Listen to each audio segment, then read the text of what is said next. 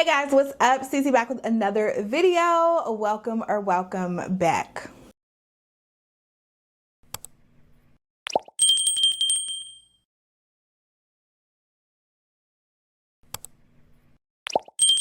So what's up, y'all? For those of you who don't know, my name is Cece. I'm just a regular girl trying to live a fit girl's lifestyle, okay? So if that is something you're interested in, make sure you stay tuned, subscribe, follow me on the socials, all the things. Everything will be linked down below.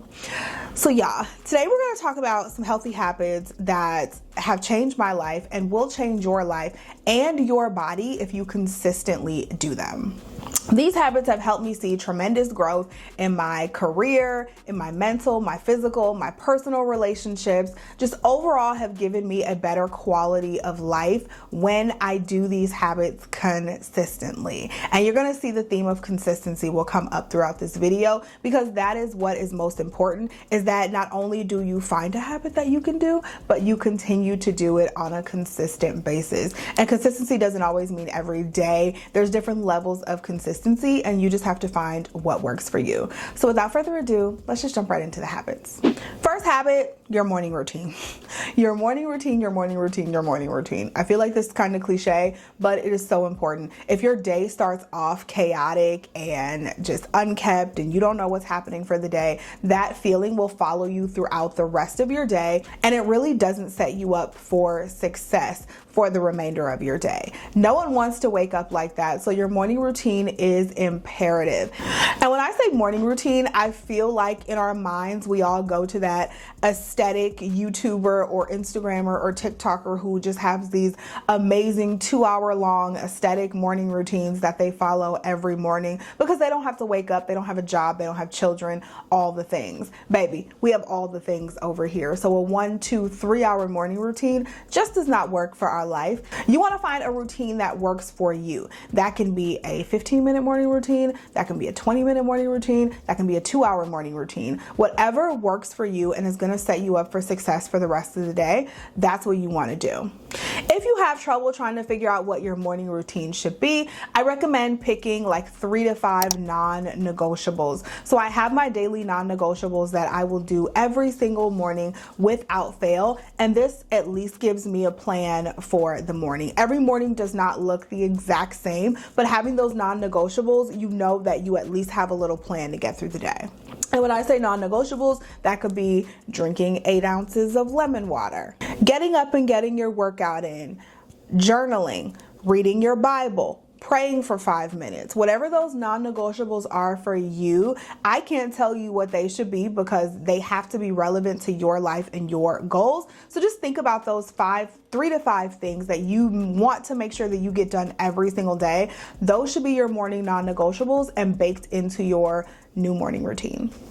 So speaking of routines, my second habit is making sure that everything you do is realistic and you're doing it on a consistent basis. Consistency theme again, right? So everything that you do has to be realistic and consistent in order for it to work, and that includes your morning routine. The best routine, the best workout routine, morning routine, diet routine, whatever you want to talk about, the best type of routine is the one that you are going to stick with and stick with consistently. So again, if you cannot afford to take time for a long morning routine, don't do it. If you can't work out 7 days a week, but you can consistently get there 2 days a week, get there 2 days a week. You have to make sure that all of your habits are incorporated into your life realistically so that they work, or else they won't. And we'll be sitting back here talking about the same thing in 2026. My third habit is to give myself a reason to get out of bed and wake up in the morning. Now, I know we're talking a lot about mornings, but mornings are so important to set the tone for your day. So give yourself a reason to wake up. At night, when you're setting your alarm, think about what all you have planned for the next day. Think about that workout that you're excited to get to and you're excited to try. Think about that coffee. The best part of waking up is Folgers in your cup. that you bought, okay? When you wake up, you know you're gonna smell that coffee and it's just gonna jolt you to being your best self, right? Think about those things that really get you excited, really wake you up out of bed. And those are the things that you think about and you can look forward to when your alarm goes off. No one wants to get up when that alarm goes off, but if you have something that you're looking forward to, then it gives you that extra boost of motivation to get up and get at it.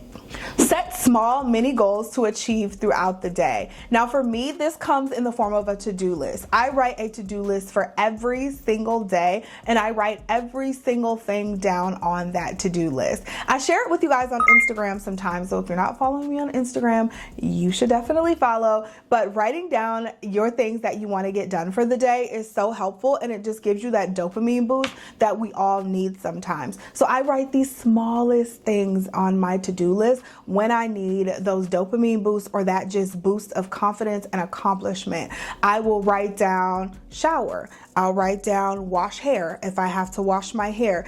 I will write down meal prep, 3 meals. I will write down take lunch away from my desk just so I can check it off, and it gives me that little boost of accomplishment and productivity that I need. Seeing yourself achieve small goals for the day really helps you feel like you have a purpose for the day and helps you keep going even when you're tired, even when you're demotivated, even when you don't want to. Just seeing my entire to-do list checked off is so satisfying for me. Taking that one step further, you're actually going to schedule your day as well. You don't have to have it scheduled down to the minute, but when you have a routine and you know what you're doing for the day, there's really no room to say, I don't feel like going to work out today. I don't feel like eating that meal today, because you know what? It's already scheduled in there that you're going to eat the meals that you prepped. So there's no room for trying to wiggle out of your priorities because you've already scheduled them in your schedule. It's like your work day. Most people's work days are not flexible. You work from 9 to 5. You work from 12 to 8. Whatever time it is that you work, that is not flexible. That is in your schedule, and you have to do that. Rain, shine, snow. You want to, you don't want to, you got to get your butt up and get to work. So take the same viewpoint with your other goals and priorities. If your goal is to lose 10 pounds and you know you got to get your butt to that gym and you know you're going to be tired at the end of the day, schedule your workout at the beginning of the day. Just put it in your schedule so it's a routine and there is less wiggle room to get out of it if your brain all of a sudden doesn't want to go. Here's another cliche habit, but it's so important, and that is hydrate. Hydrate, hydrate, hydrate, hydrate. Drink your water and mind your business, okay? Drink your water. I take a water bottle with me everywhere. Look at my... right here in front of me. It never leaves my side. Got lipstick all over it because I've been using it, okay? Never leaves my side. I take my water bottle everywhere because that's how I'm gonna ingest my water and stay hydrated all day. When I don't drink enough water, I find that I am dehydrated, I get headaches, and it's just not a good look. When you do drink water, things move through you a lot easier. You're less bloated, you get less hungry because you fill yourself up on water, which aids in weight loss, obviously. And there's just so many benefits to drinking water. I'm no scientist, look it up, but I promise you, you will not regret drinking water. Currently, I am drinking 64 ounces of water a day minimum. That's usually what I hit most days. Some days it's a little bit more, but most of the time it's my 64 ounces. I try not to make a big thing out of it. I use water flavoring. If you don't just want to drink water, you can flavor your water. So I'll do that sometimes. I also put my hydration packets in there, so I'll do that. I drink protein water. I really try to stay hydrated, especially working out 5 to 6 days a week. Your body needs to replenish that liquid, so you have to drink your water. You must. Another habit that's changed my life is cooking at home. I was an out to eat 5 to 6 days a week girly, okay? Fast food, sit down restaurants. If I can have all the money back that I have spent on food, I'm rich, okay?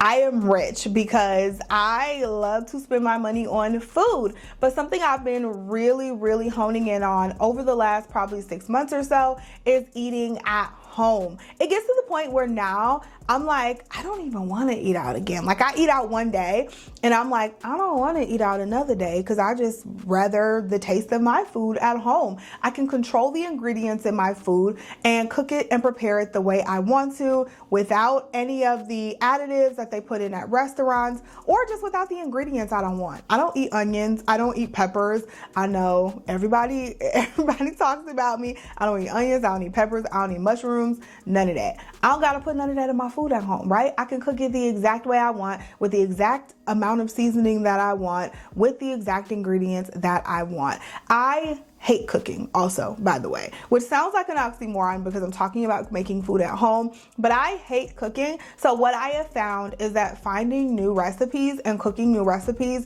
has been a game changer for me. It's just fun to find a new recipe and see if I can make it. Sometimes they turn out right, girl, and sometimes they don't, all right? They don't always turn out the best, but I'm learning what I like. I'm really learning things about food and what I'm putting into my body, and that's really helping me get excited just about cooking at home. So recently I made like a homemade chicken pot pie. I have made lasagna, like Alfredo. It was a weird concept, but it was really, really good. And it was a recipe that I got off TikTok. So TikTok will be your best friend if you still have it for recipes, but obviously you can find them on Instagram. You can find them on Pinterest. Sometimes I just Google the ingredients that I have at home. Like if it's a time where we're like, we gotta go grocery shopping, we ain't got nothing here, I'll Google the ingredients that I got at home and say, create me a meal, or put it in ChatGPT and say, make me a meal from these ingredients, and it'll spit out something that I might not have thought to make. So use your resources and what you have, but I'm telling you, cooking at home has been such a game changer for my body. It has taught me so many different things. I'm excited to try new recipes. I'm excited to cook new recipes and see if I can make it. It's just been fun, and I've been making a game out of it. So anytime you can cook at home, baby, cook at home. So something I would do all the time that was really hindering me in my weight loss and pretty much everywhere else is having this all or nothing mindset. If I don't do it all, if I don't do it perfectly, then I might as well not do it at all. If I mess up on my diet on Wednesday, then I might as well start again next Monday instead of starting the next day. If I mess up on this one thing, I mean, down to small things, like if I scratch out a word on a piece of paper, I gotta take that paper, ball it up, throw it away, and start a whole new piece of paper in my notebook. My husband thinks it is asinine, but it is how I have always been. If it's not perfect, I don't want to do it. I failed, and I gotta wait until the perfect time to start over, which is usually on a Monday or the beginning of the month or something like that. And that is hindering your progress with everything. You guys, everything. I am still working through this one, but the more I notice it and I'm able to catch it, the better I've been. And I can definitely say that I've seen such a change in myself when I thought about it this way when it comes to my diet and food. So that was my whole thing. I ate a piece of cake today. Guess I gotta start my diet again on Monday. I went over my calorie count today. I might as well just wait till Monday to start over now. Or the new year started on, I think it was a Wednesday this year. It was Tuesday or Wednesday. The new year started, and I was like, maybe I'll just wait to start my workouts when Monday comes. And then I sat and I thought about it, and I was like, this is the exact mindset you're trying to combat this year. And I got my butt up and got to work when the new year started. Like, everyone wants to start on this clean day at this clean time, and it doesn't always work out like that. And you're holding yourself back and hindering your own progress when you wait. I think there's also something to be said about that with exercise too. So if you don't have an hour to get to the gym, we say, oh, we can't go to the gym today, when really you could go outside and walk for 20 or 30 minutes, right? A 20 or 30 minute walk is so much better than just sitting around saying, I can't go to the gym today because I don't have a dedicated hour to get it done. Or I can't go to the gym today at all because I just can't make it to the physical building. But what about working out at home? What about those YouTube videos that are free that you could just put on and work out at home? Or you could do a little 15-minute stretch at your desk at work. Like, there's so much that you could be doing that you don't even think about, and so many missed opportunities because of the desire to be perfect. So speaking of stretching at least every other day. Oh, this has been such a game changer for me. Stretching my body. As we get older, our body starts to tense up. We're getting a little, we're getting older, we're getting stiffer, all that stuff. Your body starts to tense up. Injuries start to become more prevalent. And so how do we prevent that? By stretching our muscles. Stretching, and I should add, warming up before a workout. That's really important. But stretching our muscles is so important. And I am stretching these days every other day at least. So I got a membership at Hot Works, which is a gym where you do different workout classes in a 125 plus degree sauna. And the classes that I like to go to are the deep stretch class, the Pilates class, and then there's also a yoga class. That just makes me feel so good after I get out of that class. I get a good sweat because I'm in the sauna, but also my muscles just feel so loose, and I feel so good after my week of running and lifting weights. Like, I wasn't stretching at all before, maybe once a week, but being able to sit there and stretch again after I've run 4 or 5 miles, or after I've lifted very heavy weights this week, has been a game changer for my body. And I feel like I can see it and feel it in my performance. It also just feels really good to stretch. If you've ever just had like that good stretch session after a long workout, it feels really, really good to stretch. And it gives you a minute, like, quiet time just to kind of be with yourself and your thoughts, and like meditation time almost. That's another way I like to use stretching, especially when I'm doing it at home. It's just really good, nice meditation time. So the last habit that I want to talk to you about today is habit stacking.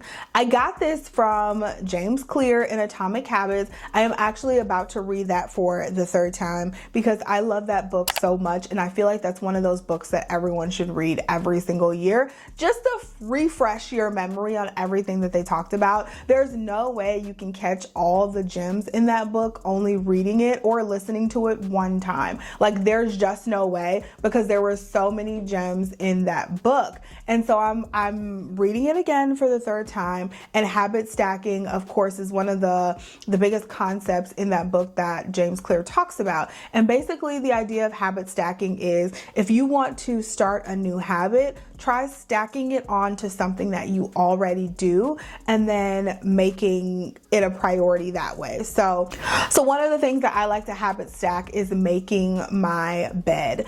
As soon as I get out of the bed, my feet hit the ground, I stand up, the bed is behind me, I turn around, face the bed, and I pull my cover and make my side of the bed.